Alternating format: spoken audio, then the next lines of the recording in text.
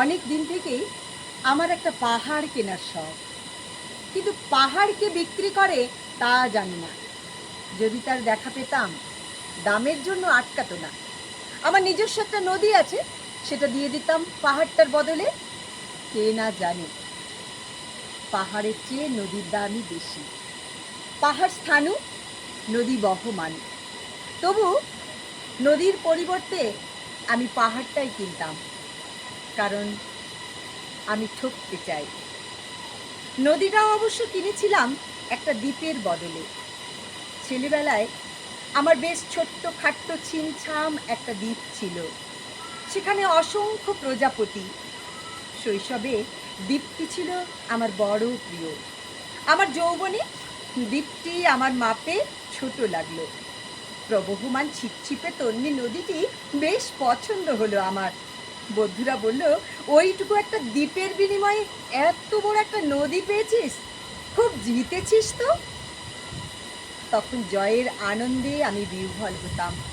তখন সত্যিই আমি ভালোবাসতাম নদীটিকে। নদী আমার অনেক প্রশ্নের উত্তর দিত। যেমন, বলো তো আজ সন্ধিবেলা বৃষ্টি হবে কি না। সে বলতো, আজ এখানে দক্ষিণে গরম হাওয়া, শুধু একটি ছোট্ট দ্বীপে বৃষ্টি। সে কি প্রবল বৃষ্টি, যেন একটা উৎসব।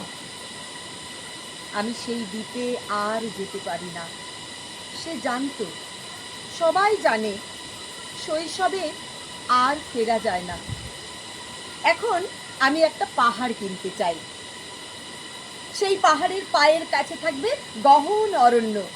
আমি সেই অরণ্য পার হয়ে যাব। তারপর তারপর শুধু রুক্ষ কঠিন পাহাড়, একেবারে চূড়ায়।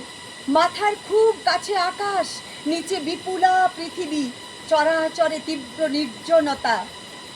আমার কণ্ঠস্বর সেখানে কেউ শুনতে পাবে না। আমি শুধু 10 দিককে উদ্দেশ্য করে বলবো, প্রত্যেক মানুষই অহংকারী। এখানে আমি একা, এখানে আমার কোনো অহংকার নেই। এখানে জয়ী হবার বদলে ক্ষমা চাইতে আমার ভালো লাগে।